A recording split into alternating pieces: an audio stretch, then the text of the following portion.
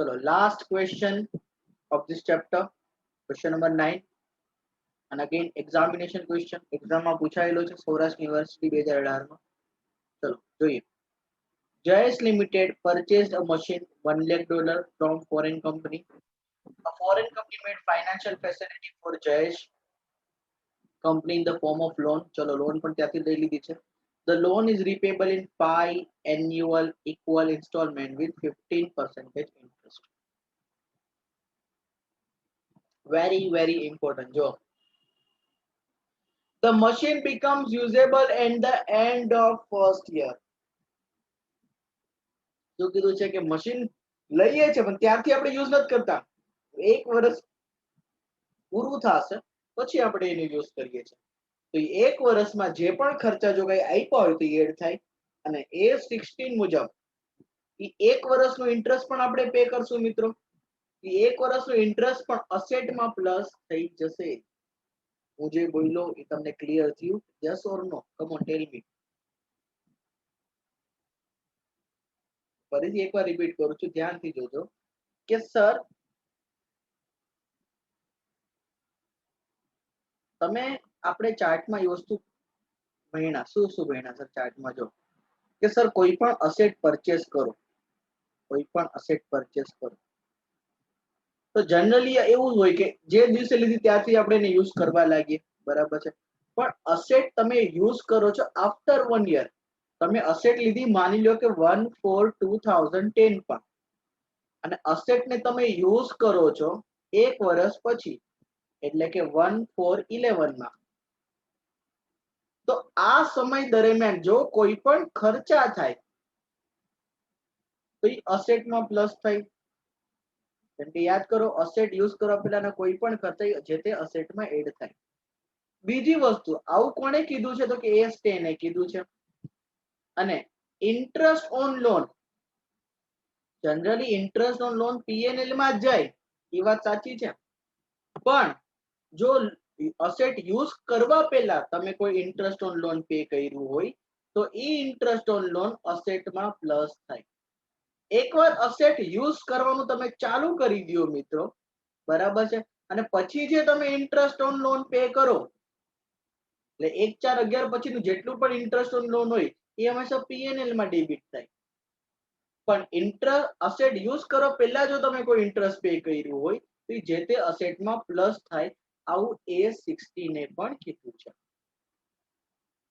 Clear થાય છે હું શું બોલ્યો? આ ક્વેશ્ચનમાં એવું છે કે તમે અસેટ લીધી છે પણ એક વર્ષના પછી તમે એને યુઝ કર્યો છે. તો હવે એકવાર તમે લોન તો તમે લોન ક્યારે લીધી કહેવાય? તો કે જે દિવસે અસેટ લીધી દિવસે લોન લીધી.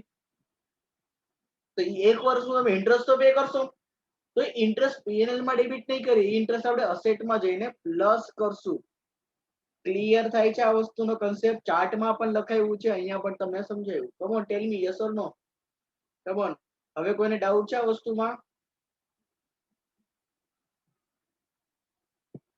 Is there any doubt to anyone? Come on tell me. બધાનો રિસ્પોન્સ જોવે છે બસ. ચલો સરસ. તો આ વસ્તુને આધારિત હવે આપણે શું કરીએ છીએ? આ ક્વેશ્ચનને કરીએ. અગેન તમને જેટલા યર છે T0 એટલે જે દિવસે આપણે અસેટ પરચેસ કરી ત્યારે ડોલરનો ભાવ 30 રૂપિયા હતો, પછી T1 T2 T3 T4 T5 અને હર વખતે ડોલરનો ભાવ તમને આપ્યો છે.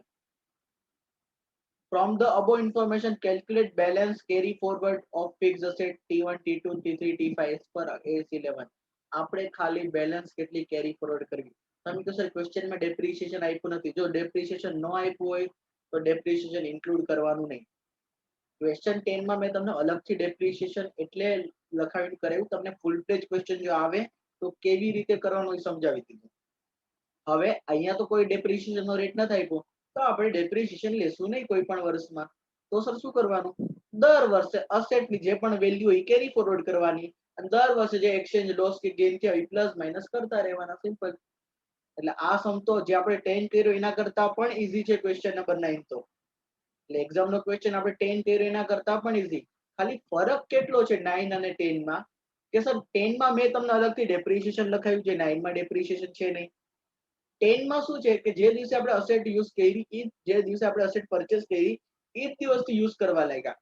આ ક્વેશ્ચન નંબર 9 માં સ્પેસિફિકલી કહેવામાં આવ્યું કે સર મશીન 1 વર્ષ પછી યુઝ કરવામાં આવે છે અને એના લીધે ખાલી કેટલો ચેન્જ આવે છે, એના લીધે તમને આટલો ચેન્જ આવશે કે જે ઇન્ટરેસ્ટ ઓન લોન પહેલા વર્ષે પે કરશો એ જે તે અસેટમાં પ્લસ થશે. એના પછીના એક પણ ઇન્ટરેસ્ટ ઓન લોન અસેટમાં પ્લસ નહીં થાય કેમ કે તો પીએલ માં ડેબિટ થઈ જશે કેમ કે અસેટ આફ્ટર યુઝ કર્યા પછી જે બી ઇન્ટરેસ્ટ હોય એ આમાં આવે. તો હવે એ વસ્તુના આધારિત આપણે આ શબ્દની પૂર્ણાહુતિ કરી નાખીએ ફટાફટ. ચલો તો હવે તમને ઓલું loan outstanding during the year calculate કરતા આવડી ગયું બરાબર. તો આપણે હવે ડાયરેક્ટ આપણે ટેબલમાં જ ચલો ટેબલમાં હલ્લાબોલ કરીએ. તો સૌથી પહેલા વર્ષના અંતે તમે ઇન્સ્ટોલમેન્ટ પે કર્યો હોય ને. ચલો ઇન્સ્ટોલમેન્ટ કેટલો થશે સર? તો કે સર લોન લીધી છે 1 લાખની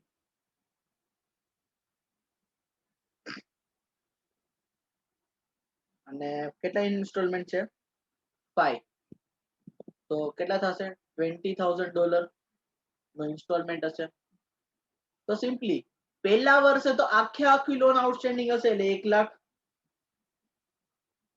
પછી બીજા વર્ષે સર તમે પહેલા વર્ષના અંતે તમે 20,000 પે કર્યા તો બીજા વર્ષે આઉટસ્ટેન્ડિંગ હશે 80,000, પછી 60,000, પછી 40,000 અને પાંચમા વર્ષ દરમિયાન 20,000 આઉટસ્ટેન્ડિંગ હશે. પાંચમા વર્ષના અંતે તમે 20,000 પે કરી નાખો એટલે પૂરું લોન.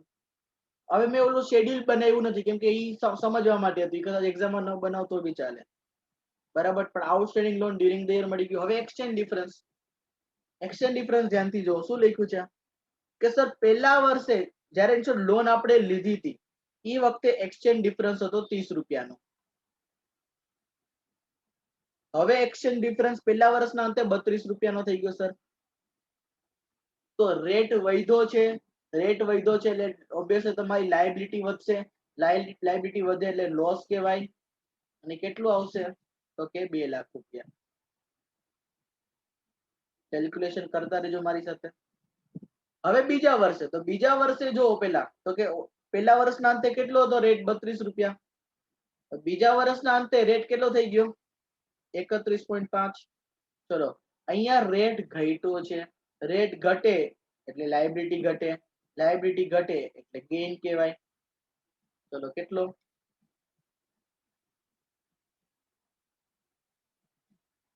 40,000 નો ગેઇન આવશે.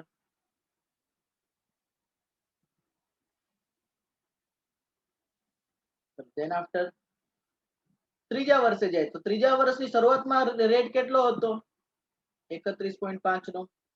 અને ત્રીજા વર્ષના અંતે જો કેટલો રેટ છે? 33. ચલો રેટ વધી ગયો છે. યસ સર રેટ વધી ગયો છે. તો એને શું કહેશું? રેટ વધ્યો લાયબિલિટી વધે તો કેટલું આવશે? 90,000. ચલો then after ચોથા વર્ષમાં જઈએ. ચોથા વર્ષમાં જોવો તો ચોથા વર્ષે શરૂઆતમાં રેટ હતો 33 અને ચોથા વર્ષના અંતે પણ રેટ 33 જ છે. તો નો લોસ નો ગેઇન. પાંચમા વર્ષે જઈએ તો પાંચમા વર્ષની શરૂઆતમાં 33 નો રેટ હતો અને પાંચમા વર્ષના એન્ડમાં 32.5 નો રેટ થઈ ગયો. રેટ ઘટ્યો, રેટ ઘટે એટલે લાયબિલિટી ઘટે એટલે ગેઇન થશે. ચલો 10. ચલો આ ટેબલમાં કોઈને ડાઉટ છે મિત્રો? Is there any doubt in table?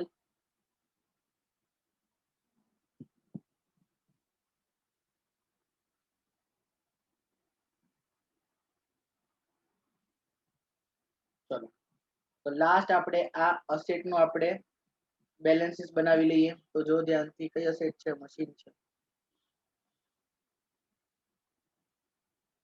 તો T0 એ ધ્યાનથી જોશું. T0 એ સૌથી પહેલા તો કે સર અસેટ પરચેસ કરી તો પરચેસ પ્રાઇસ અથવા મને બોલું કોસ્ટ એ કેટલું આવશે સર? તો કે અસેટ પરચેસ કરી $1 લાખ ની અને ત્યારે T0 રેટ કેટલો ચાલતો હતો 30 રૂપિયા, 1 લાખ ઇન્ટુ 30 તો કેટલા આવશે સાહેબ 30 લાખ રૂપિયા. હવે ઈ વર્ષમાં એક્સચેન્જ લોસ થયો છે, પહેલા વર્ષે શું થયો છે એક્સચેન્જ લોસ? Yes sir. અચ્છા, પણ એ પહેલા ફરીથી ઉભા રહેજો. એક્સચેન્જ ની ઇફેક્ટ આપવા પહેલા વર્ષે શું થશે? ઇન્ટરેસ્ટ પે થશે સર. યસ ઓર નો? પહેલા વર્ષે ઇન્ટરેસ્ટ પે થશે ને એ ઇન્ટરેસ્ટ આપણે એડ કરશું. બરાબર છે? તો ચલો અહીંયા હું લખું છું પ્લસ ઇન્ટરેસ્ટ ચાર્જીસ. કેમ? કેમ કે અસેટ 1 વર્ષ પછી યુઝ થાય છે સર. તો ઇન્ટરેસ્ટ જો ધ્યાનથી, સર લોન કેટલાની લીધી છે? તો કે સર લોન લીધી છે $1 લાખ ની. આ $1 લાખ ઉપર કેટલું ઇન્ટરેસ્ટ પે કરવું પડશે? તો કે સર ક્વેશ્ચનમાં કીધું છે, કેટલું કીધું જરા જોઈએ. ક્વેશ્ચનમાં કેટલું કીધું છે? ક્વેશ્ચનમાં 15% ઇન્ટરેસ્ટ કીધું છે સર. તો 1 લાખ ઉપર 15% ઇન્ટરેસ્ટ લાગશે. પણ આ તો તમને જે ડોલરમાં મળશે. હવે તમે ઇન્ટરેસ્ટ વર્ષના અંતે પે કરશો પહેલા વર્ષના, તો પહેલા વર્ષના અંતે જેટલામાં ડોલર મળતો એટલામાં જ લાગુ પડશે. પહેલા વર્ષના અંતે જરા જો ડોલર કેટલામાં મળે છે મિત્રો? પહેલા વર્ષના અંતે તમને ડોલર કેટલામાં મળે છે? 32 રૂપિયામાં. સમજાણું આ વસ્તુ? ઇન્ટરેસ્ટ કેવી રીતે ગોઈતો સર? ઇન્ટરેસ્ટ હંમેશા પ્રિન્સિપલ પર હોય. પ્રિન્સિપલ હતું 1 લાખ રૂપિયાનું, એના 15% એટલે કેટલા થાય? 1 લાખના 15%, તો સર 15,000. પછી તો ડોલર મળે. હું પહેલા વર્ષના અંતે પે કરું છું ઇન્ટરેસ્ટ, તો ઈ દિવસે ડોલરનો રેટ શું ચાલે છે? તો ડોલરનો રેટ 32 રૂપિયા ચાલે છે. તો કેટલું આવશે? 1 લાખ ઇન્ટુ 15% ઇન્ટુ 32. તો 4,80,000 રૂપિયા ઇન્ટરેસ્ટ જે પીએનએલ માં નહીં જાય પણ અસેટમાં પ્લસ થશે મિત્રો. બરાબર છે? તો હવે કેટલી વેલ્યુ થઈ ગઈ? 34,80,000 પૂરા. ચલો, આમાં કઈ ડાઉટ છે? બોલો. અને હવે પહેલા વર્ષે જોવાનું કે સર ઇન્ટરેસ્ટ શું એક્સચેન્જ લોસ છે કે ગેઇન? સર પહેલા વર્ષે એક્સચેન્જ લોસ છે 2 લાખ નો. ચલો તો આપણે પ્લસ કરશું હવે. Plus exchange loss. Exchange loss at the end of first year.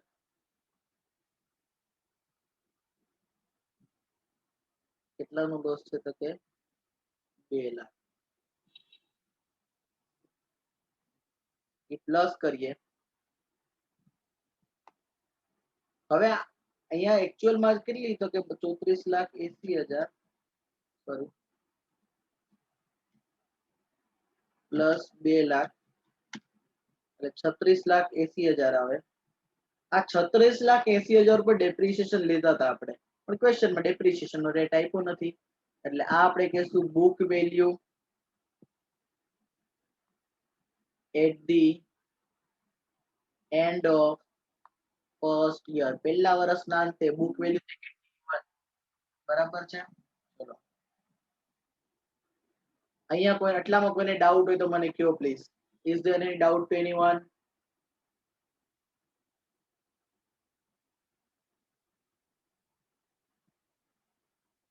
ચલો સરસ. તો હવે સિમ્પલ છે. હવે અહીંયાથી તો કઈ ચિંતાનો વિષય જ નથી કે સર હવે દર વર્ષે કોઈ ડેપ્રિસિએશન તો લેવાનું નથી. હવે દર વર્ષે હવે અસેટ યુઝ પણ થઈ ગઈ છે, અસેટ યુઝમાં મૂકી દીધી. હવે આપણે બીજા વર્ષે જે ઇન્ટરેસ્ટ પે કરશું, બીજા વર્ષે જે ઇન્ટરેસ્ટ એ આમાં એડ નહીં થઈ તો પીએનએલ માં ડેબિટ થઈ જશે. તો સર હવે અહીંયા શું કરશું? હવે અહીંયા દર વર્ષે આપણે એક્સચેન્જ લોસ અને ગેઇન ની ઇફેક્ટ આપતી રહેવાની. તો ચલો બીજા વર્ષે શું છે? એક્સચેન્જ ગેઇન છે 40,000 નો. ચલો તો અહીંયા હું માઇનસ કરું છું. Minus exchange gain at the end of second year. Gain છે એટલે 40,000 છે, માઇનસ કરશું તો અહીંયા આવશે આન્સર 36,40,000, જેને આપણે કહીશું book value at the end of second year, જેને આપણે નામ આપશું પ્રેક્ટિટી 2. હવે ત્રીજા વર્ષે જાઓ, ત્રીજા વર્ષે સર એક્સચેન્જ લોસ છે 90,000 નો, તો એડ કરશું plus exchange loss at the end of third year. Loss છે પ્લસ કરશું 90,000 નો, બરાબર છે. તો અહીંયા આવી જશે 37,00,000, 37,30,000. આને કહેશું book value at the end of third year, જેને આપણે પ્રેમથી કહેશું T3. હવે ત્રીજા વર્ષે, ત્રીજું વર્ષ પૂરું, ચોથા વર્ષે જો નો પ્રોફિટ નો લોસ, તો અહીંયા આપણે લખશું plus or minus no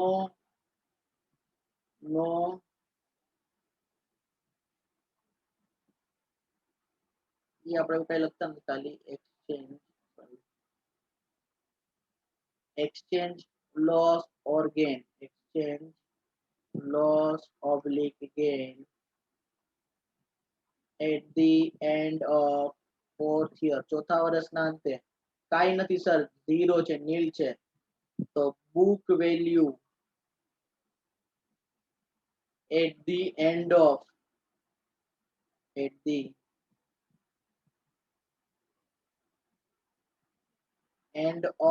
fourth year, ચોથા વર્ષના અંતે, એને કહેશું T4. એ તો એટલી જ આવશે. અને હવે છેલ્લે પાંચમા વર્ષમાં શું થયો છે, એક્સચેન્જ લોસ કે ગેઇન, તો કે સર ગેઇન થયો છે 10,000 નો, તો અહીંયા આપણે માઇનસ કરશું exchange gain at the end of fifth year, 10,000 નો ગેઇન માઇનસ કરશું, તો ફાઇનલ આન્સર આવશે 37,20,000. that will be called as book value at the end of fifth year, T5. બરાબર છે. ચલો, આની સાથે આ ચેપ્ટર આપણું પૂરું થાય છે અને આ સમ પણ પૂરો થાય છે. ચલો ભાઈ, તો આમાં કોઈને ડાઉટ છે? Is there any doubt in the question?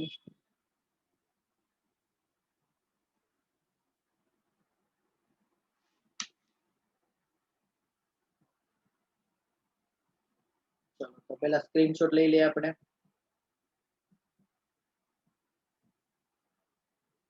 ચલો, પહેલા લોન નું સ્ક્રીનશોટ લઈ લ્યો.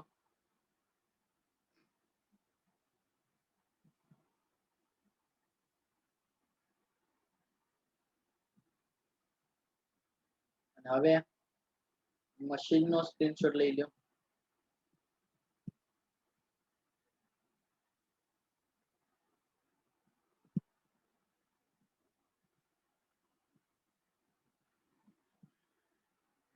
ચલો, આના ઇમ્પોર્ટન્ટ ક્વેશ્ચન તમને અત્યારે આમાં જ આપી દઉં છું, એટલે તમારે પછી મને ક્યારે પૂછવાનું ન થાય. સાહેબ સિમ્પલી આ ચેપ્ટર, જે આપણું આ ચેપ્ટર છે, that is forex accounting.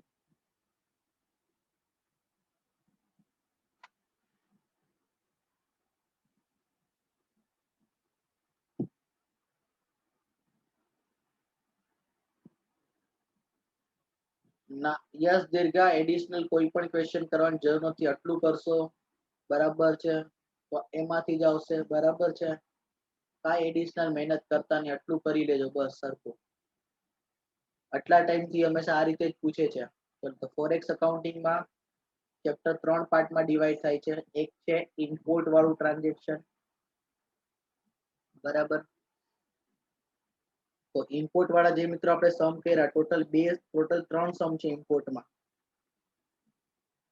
Concept સમજી લેશો એટલે તમને ઇઝીલી આવડી જશે. પણ ઇમ્પોર્ટ વાળામાં તમે ક્વેશ્ચન 1 અને ક્વેશ્ચન 3 કરો એટલે તમને કન્સેપ્ચ્યુઅલ સમજાઈ જશે. બરાબર છે. પછી આપણો ક્વેશ્ચન હતો એક્સપોર્ટ વાળો, ક્રેડિટ સેલ્સ વાળો. એમાં તો કોઈ પણ તમે ક્વેશ્ચન 4 કરી લેવો. બરાબર છે. અને પછી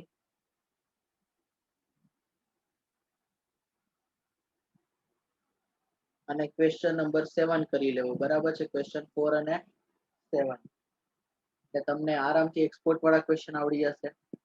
અને આ જે છે અસેટ વાળો ક્વેશ્ચન કે અસેટ તમે ફોરેન લોન થી લ્યો છો, એમાં સૌથી પહેલા તમારે એકવાર જોવો હોય કન્સેપ્ટ ના અન્ડરસ્ટેન્ડિંગ માટે તો તમે 11 અને 12 જોઈ શકો, બાકી એકવાર ક્લિયર થઈ જાય તો પછી ક્વેશ્ચન નંબર 10 અને પછી ક્વેશ્ચન નંબર 9, જેમાં બધું ઓલમોસ્ટ બધું કવર થઈ જાય છે 9 અને 10.